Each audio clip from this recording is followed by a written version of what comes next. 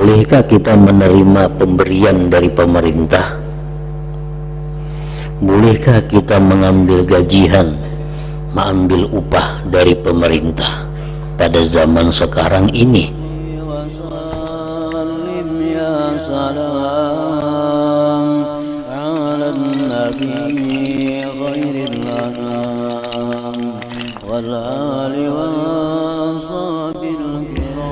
Bismillahirrahmanirrahim. Alhamdulillahi rabbil alamin. Wassalatu wassalam ala sayyidil anbiya wal mursalin, sayyidina wa habibina Muhammadin al-amin, wa ala alihi wa sahbihi wa tabi'in, wa man tabi'ahum bi ihsan ila yaumiddin.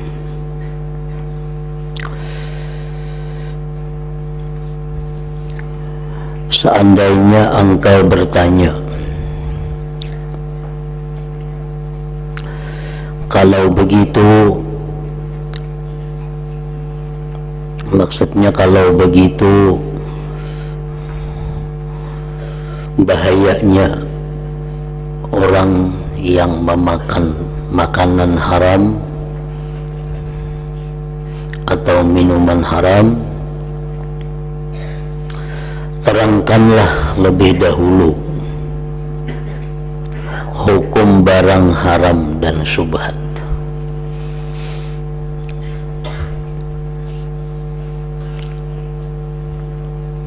serta batasan ta'rif dari keduanya. Apa-apa barang yang haram, apa-apa barang yang syubhat, sehingga bisa menghindarinya.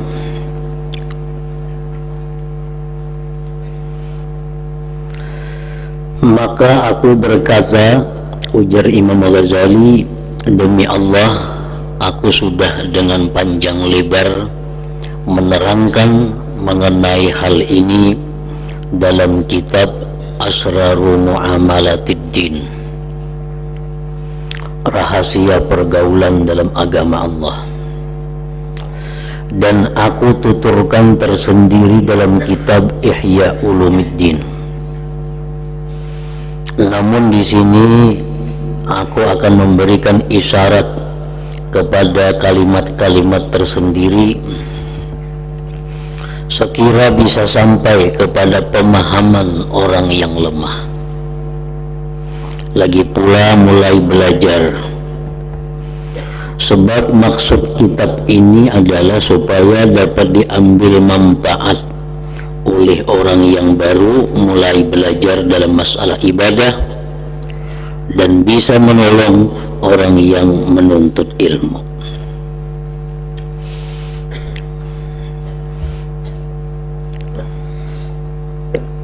Sebagian ulama berkata, setiap apa yang engkau yakini sebagai milik orang lain, lagi pula dilarang oleh agama, maka perkara atau barang itu adalah haram secara murni. Kita yakini itu barang ampun orang, nah itu haram kita mengambilnya, haram kita menggunakannya.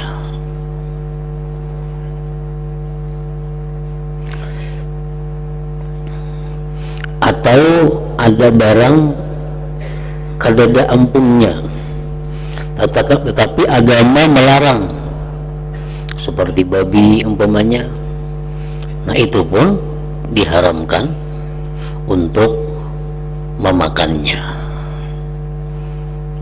Nah itu penjelasan tentang mengenai yang haram.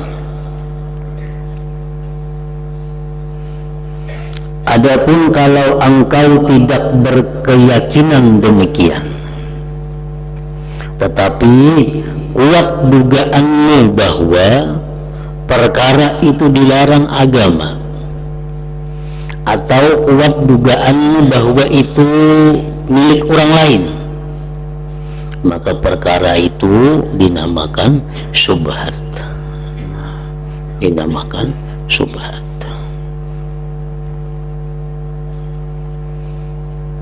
Kita kada yakin pang itu milik orang. Kita kada yakin itu dilarang agama.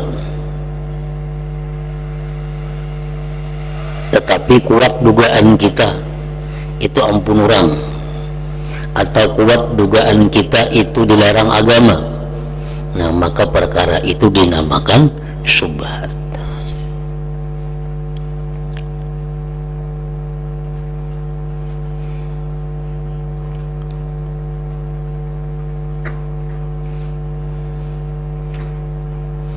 Nah itu penjelasan mengenai haram dan syubhat menurut sebagian ulama.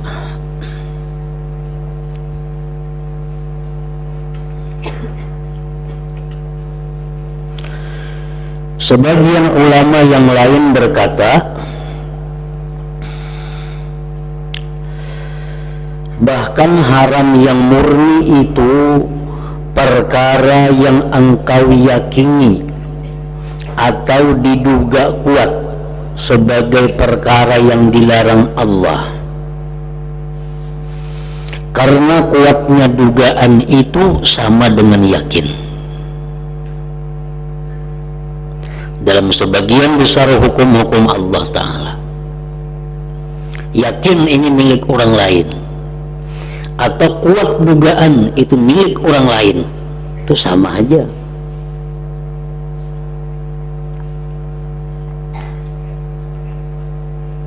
Sama pada haram.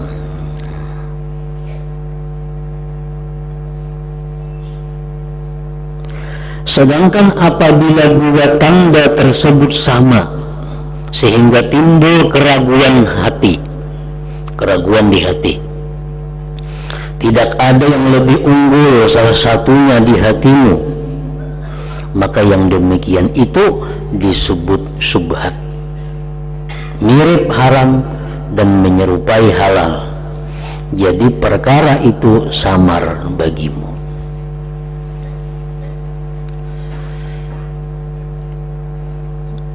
Nah ini pendapat ulama yang lain lagi. Sesuatu yang yakin itu milik orang lain, sesuatu yang yakin itu dilarang agama, atau sesuatu yang diduga kuat itu milik orang lain atau dilarang agama, maka itu haram.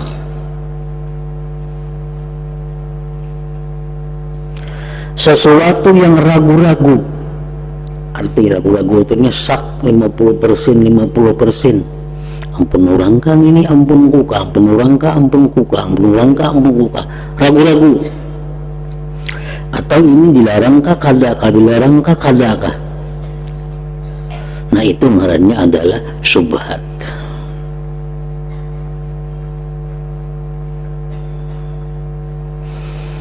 Kemudian menjauhi perkara yang haram murni itu wajib, sedangkan menghindarkan diri dari perkara syubhat itu takwa dan wara. Pendapat kedua ini lebih utama. Kalau sudah yakin atau dugaan kuat ini milik orang, nah itu menjauhinya wajib, sebab itu haram murni. Tapi kalau ragu-ragu 50%, 50%, nah menjauhinya itu kada wajib, namun takwa dan wara ngarannya. Pendapat kedua ini lebih utama.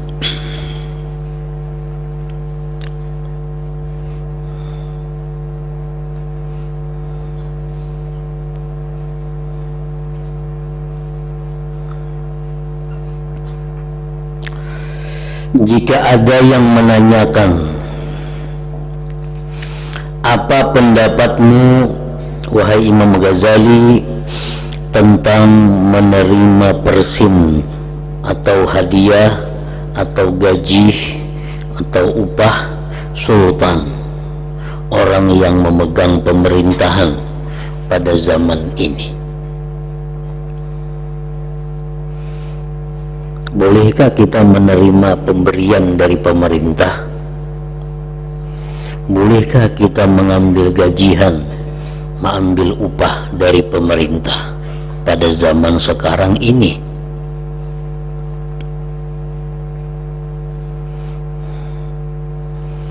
Ketahuilah, para ulama berselisih pendapat mengenai hal ini. Sebagian berpendapat setiap perkara yang tidak diyakini keharamannya, maka orang yang diberi boleh menerima. Nah, kita perhatikan, setiap perkara yang tidak diyakini keharamannya, maka orang yang diberi boleh menerima. Itu pendapat yang pertama dari para ulama. Misalnya kita dibantu oleh pemerintah, disubsidi oleh pemerintah, selama kita kada yakin bahwa bantuan itu dari hasil yang haram, maka kita boleh menerima. Selama kita kada yakin bahwa bantuan itu didapat dari jalan haram, boleh menerima.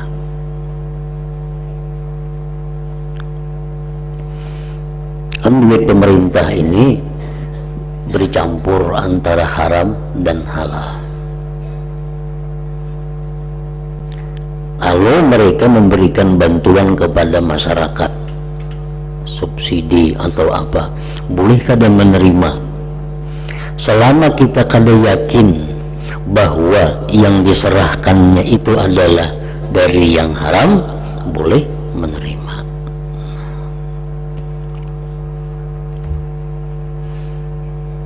Umpamanya harta yang didapat oleh pemerintah ini ada dari yang halal. Contohnya dari yang halal itu seperti penjualan hasil-hasil bumi, minyak, gas, batu bara, emas, perak, dan sebagainya dijual oleh pemerintah, keuntungan dikumpul. Nah, itu jelas sudah duitnya adalah halal. Nah, kemudian dari pemerintah ini ada pula jalurnya yang haram, seperti pajak minuman keras umpamanya. Nah, itu sudah jelas bersumber dari yang haram, terkumpul di pemerintah duit itu. Kalau pemerintah menyumbang, selama kita kada yakin bahwa nang diunjuknya itu duit haram, boleh menerima. Tapi bila kita yakin nang diunjuknya itu duit haram, kada boleh kita menerima. Nah, itu pendapat yang pertama dari sebagian para ulama. Sebagian ulama yang lain mengatakan tidak boleh menerima harta yang tidak nyata-nyata halal.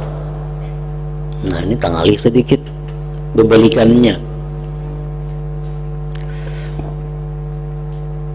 Tidak boleh menerima harta bantuan dari pemerintah, gaji dari pemerintah yang tidak nyata-nyata halal. Selama kita kada yakin bahwa itu halal, kada boleh menerima. Misalnya di pemerintah ini macam-macam sumbernya, ada dari haram, ada dari halal. Sumber yang didapat oleh pemerintah lalu disumbangkan kepada kita. Bila kita kada yakin ini dari yang halal, kita kada boleh menerima.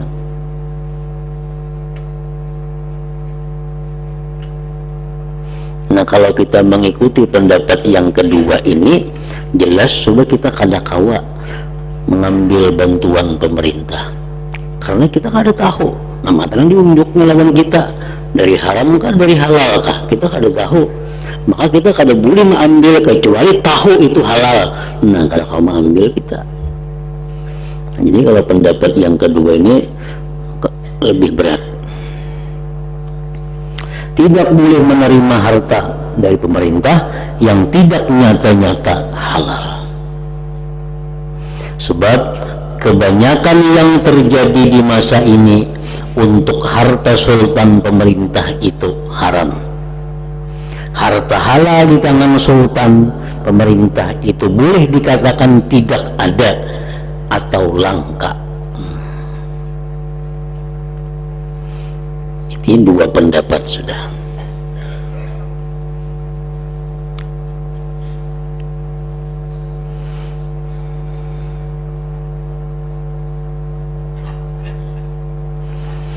Ada pula yang berpendapat yang ketiga, pemberian sultan, sumbangan sultan, pemerintah itu halal untuk orang kaya dan orang fakir. Apabila orang yang menerima tidak meyakini bahwa harta tersebut haram, tanggung jawab dipikul oleh orang yang memberi. Kurang lebih dalam pendapat yang pertama tadi. Pemberian pemerintah itu halal baik untuk orang kaya atau untuk orang fakir apabila orang yang menerima tidak meyakini bahwa harta tersebut haram. Nyata ya sudah, kita kada kau yakin bahwa diunjuknya itu haram karena kita kan tahu di mana sumbernya. Yang bercampur aduk sumber di pemerintah itu, yang haram ada, yang halal ada. Alanya menunjuk lawan kita. Kalau kita yakin yang haram, kada kau yakin. Yang halal kau yakin, kita kada kau juga. Nah, selama kita kada yakin bahwa itu duit dari yang haram, boleh menerima. Boleh menerima. Lalu seandainya yang diunjuknya itu duit yang haram, itu tanggung jawabnya, bukan urusan kita. Tanggung jawab dipikul oleh orang yang memberi.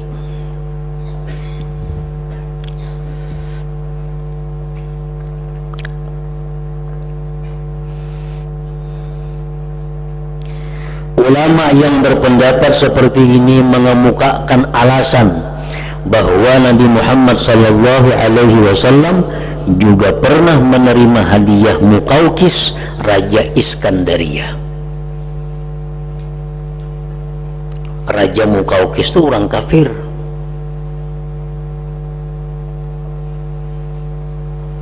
Lalu Nabi kita mengirim utusan ke sana membawa surat mengajak untuk masuk Islam. Raja Muqawqis kada mau masuk Islam, namun menghormati kepada Nabi dan memberikan banyak hadiah kepada Nabi, dan Nabi pun menerima hadiah itu. Padahal ini dari orang kafir. Yang jelas sudah hasil dari kerajaan itu macam-macam, dari halal dari haram, ada tahu urusannya orang kafir. Kenapa Nabi menerima? Karena sedang kada yakin bahwa itu adalah dari yang haram.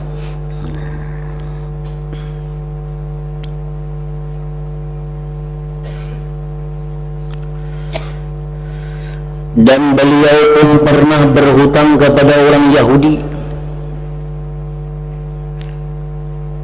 Artinya kita boleh aja bekerja sama dalam hal ekonomi kepada orang Yahudi, kepada orang Muslim.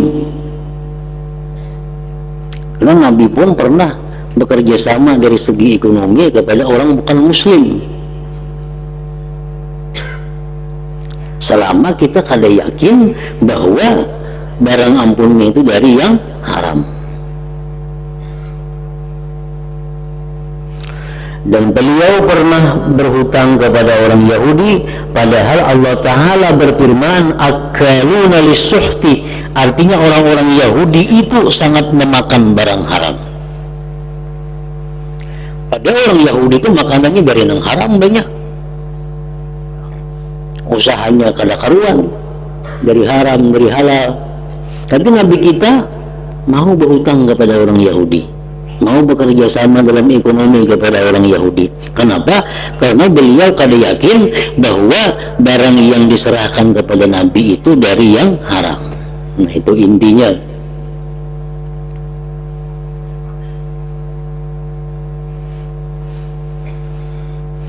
Jadi misalnya ada seseorang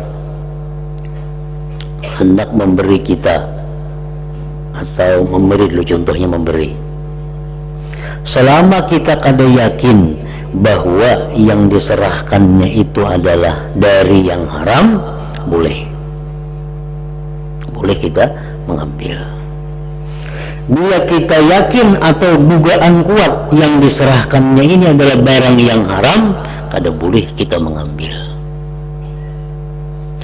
Bila kita ragu-ragu yang diserahkannya nih antara halal haram, ragu-ragu, nah itu sobat ngarannya, kalau kita wara, kalau kita takwa, kada usah mengambil, tapi kada wajib meninggalkan.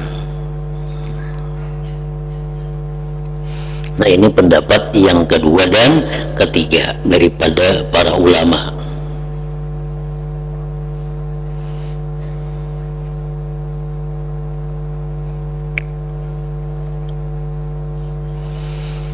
Alasannya Nabi bekerja sama dengan orang Yahudi. Padahal orang Yahudi itu Al-Quran sudah mengatakan gawiannya banyak haram.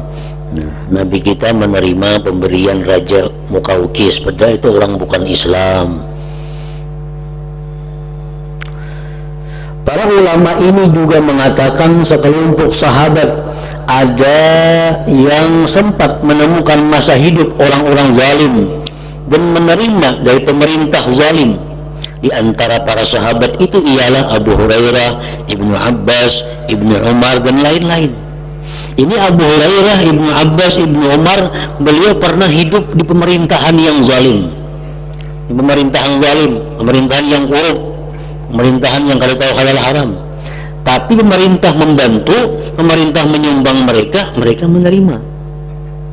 Kenapa menerima? Karena mereka kada yakin yang diserahkannya itu adalah haram.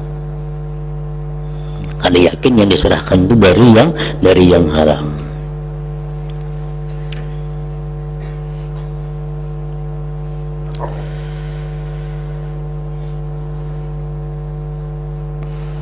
Jadi pendapat yang pertama dan pendapat yang kedua itu hampir sama. Yang kedua lebih rinci, yang pertama dan yang ketiga ini lebih rinci.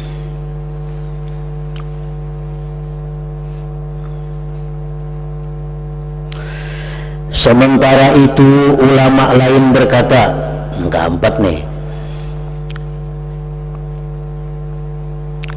harta sultan, harta pemerintah,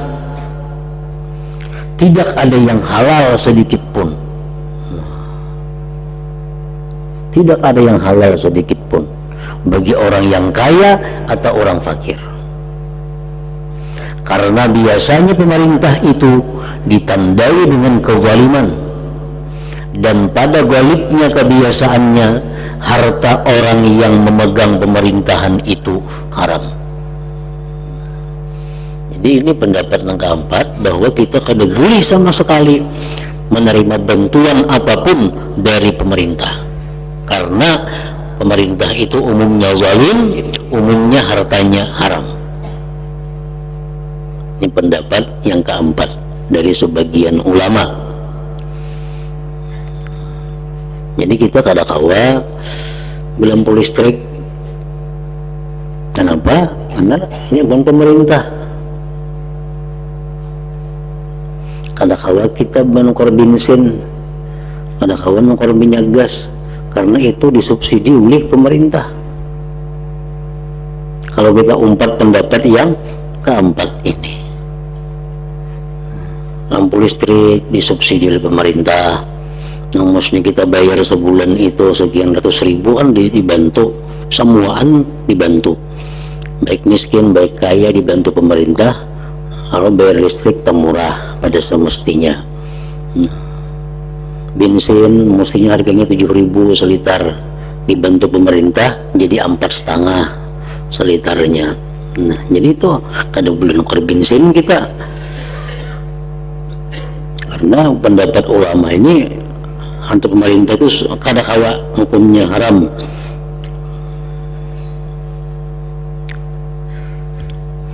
Keempat itu. Yang kelima, pendapat ulama juga, sekelompok ulama lain mengatakan mana barang yang tidak diyakini keharamannya adalah halal untuk orang fakir, tidak halal untuk orang kaya. Nah,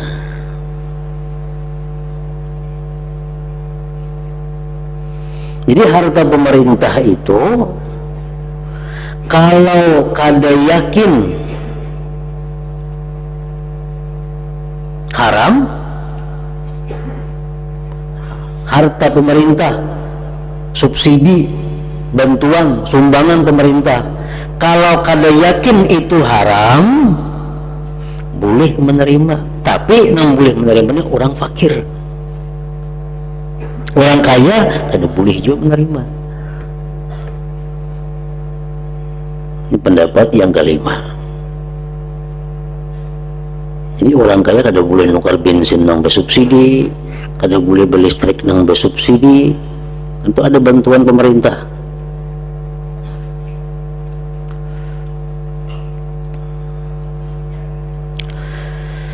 Kecuali jika orang fakir itu mengetahui bahwa harta yang diterima itu benar-benar barang yang dirosot rampasan. Nah kalau demikian, maka orang fakir tidak boleh mengambil harta tersebut. Itu sudah jelas, pemerintah membantu orang fakir, mensubsidi orang miskin. Boleh si miskin mengambil kalau inya si miskin ini kada yakin itu haram. Tapi kalau yakin itu haram, nah kada boleh juga mengambil, walaupun ia miskin, walaupun ia fakir.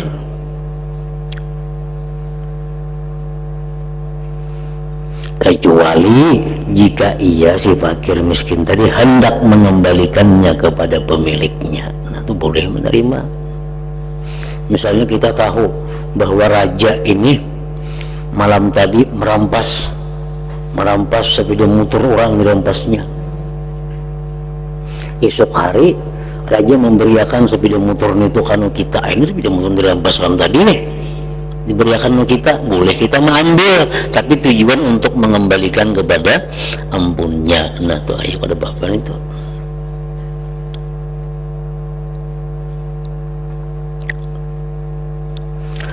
Orang fakir boleh menerima harta sultan, pemerintah, sebab kalau harta itu milik sultan sendiri, among duit raja pemerintah seorang, lalu orang fakir diberi, maka tanpa ragu ia boleh mengambilnya.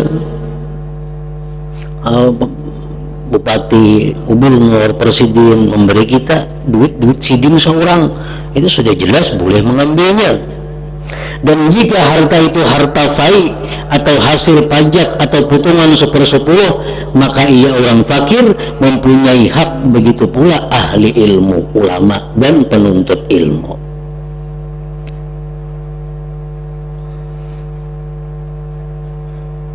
Nah jadi artinya orang-orang fakir, orang-orang penuntut ilmu itu ada hak pada negara.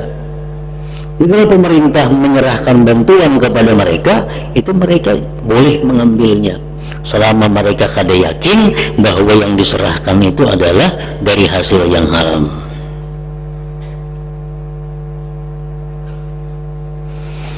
Ali bin Abi Thalib radhiyallahu anhu pernah berkata, barang siapa masuk Islam dengan taat dan membaca Al-Quran menurut zahirnya, maka ia memperoleh bagian harta kas negara setiap tahun 200 dirham, sebagian riwayat 200 dinar. Jika tidak mengambilnya di dunia, dapat mengambilnya nanti di akhirat. Jadi rakyat ini adalah rakyat Islam, ini tanggungan pemerintahan Islam. Setiap orang dapat jatah setahun 200 dinar atau 200 dirham. Bila kalian mengambil dunia, dia bisa mengambil di akhirat pahalanya. Nah, kalau begitu orang fakir dan ahli ilmu, penuntut ilmu boleh mengambil hak mereka. Misalnya ada subsidi beasiswa, nah itu kan boleh diambil karena memang ada hak di situ orang penuntut ilmu. Selama beasiswa itu didapat dari yang bukan haram.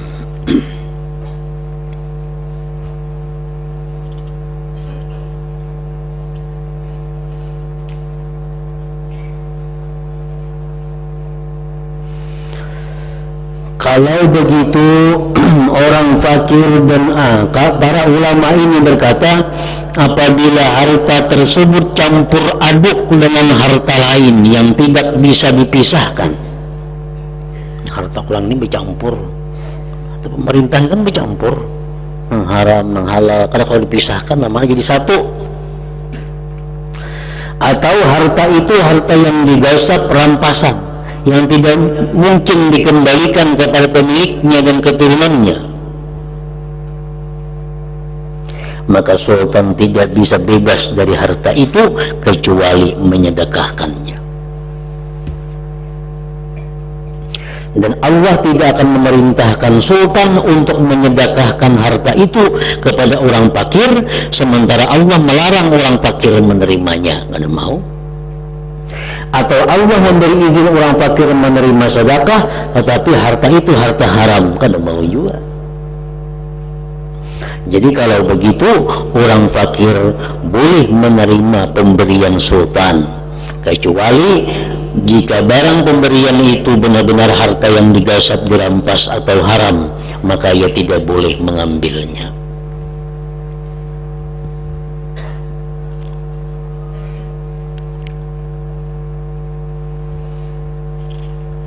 Jadi pendapat yang tengah, dan pendapat yang pertama,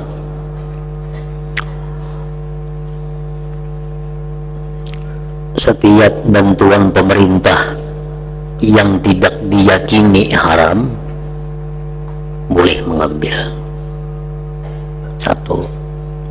Pendapat yang kedua, bantuan pemerintah yang diyakini halal, nah diyakini halal boleh mengambil. Bila kada yakin halal, kada boleh mengambil.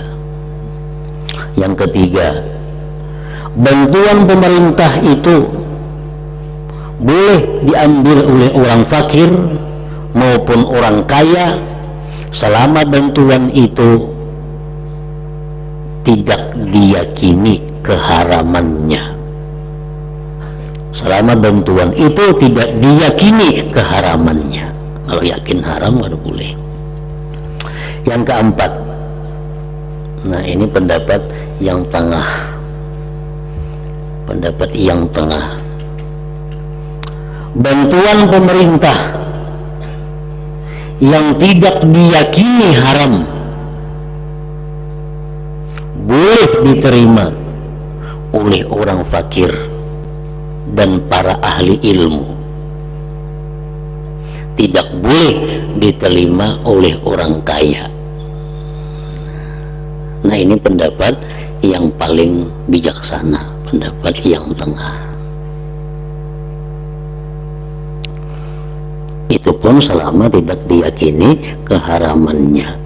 Nah kalau orang itu ahli ilmu itu artinya penuntut ilmu, pengajar ilmu, itu walaupun inya kaya, walaupun inya miskin, inya diistimewakan dapat hak, dapat jatah ada dari pemerintah.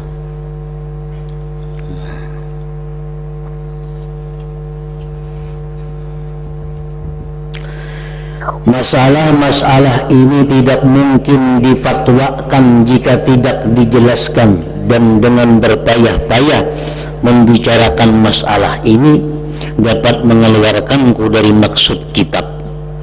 Jika engkau ingin mengetahui masalah ini, maka khulaahlah kitab halal dan haram dari kitab Ihya Ulumuddin yang telah dikarang, yang telah kukarang. Niscaya engkau akan mendapatkan kejelasan insyaallah ta'ala.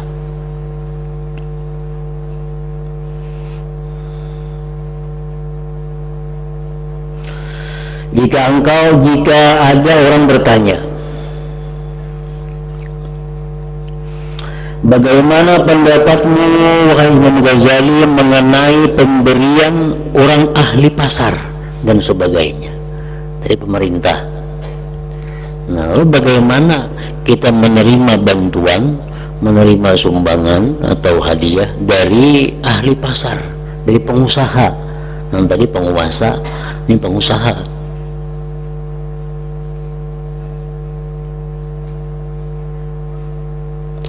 Apakah mesti ditolak atau harus diselidiki terlebih dahulu? Padahal engkau tahu kelalaian mereka dan sedikit sekali perenungan mereka tentang pekerjaan mereka. Begitu pula pemberian saudara-saudara yang lain. Kita tahu kan di pasar nih, pengusaha nih, ada yang minjam duit berbunga, ada yang menghutangkan duit berbunga, macam-macam. Ada yang jual belinya kada berakar. Lalu apakah boleh kita menerima bantuannya? Apakah boleh kita menukari barangnya? Apakah boleh kita menyewa miliknya?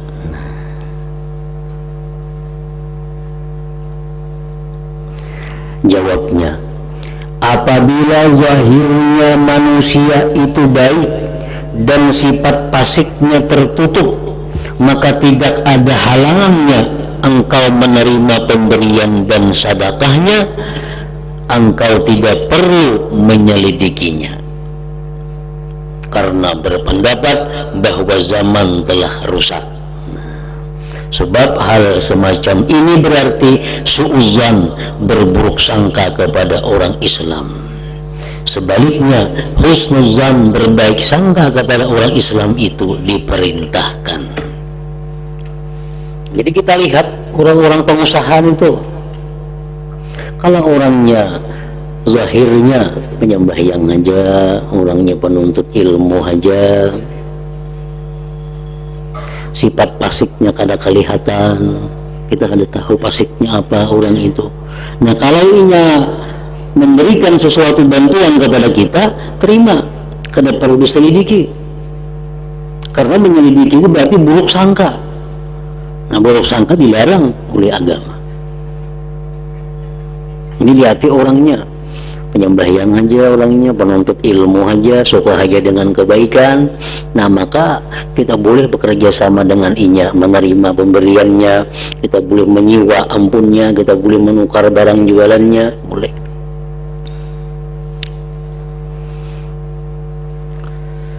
Nah, sebaliknya, karena kalau orangnya itu kelihatan ada tanda-tanda kefasikan,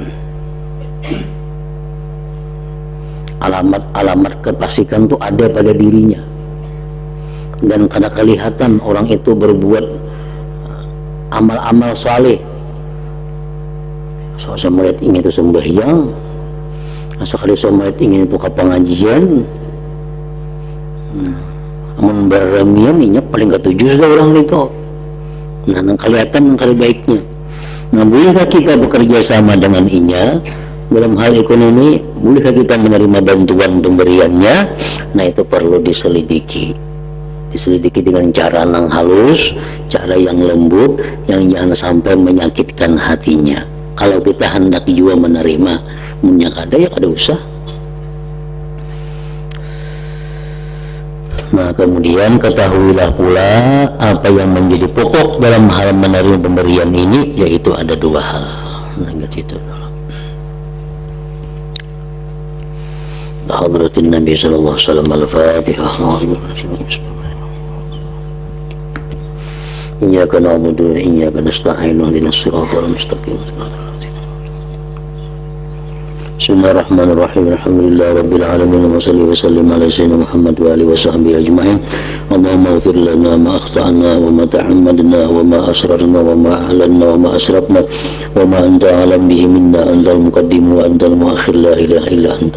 اللهم انفعنا بما علمتنا وعلمنا ما ينفعنا وزدنا فهما وعلما وعملا وهدى وتوفيقا برحمتك يا أرحم الراحمين. صلى الله على سيدنا محمد وآله وسلم. الحمد لله.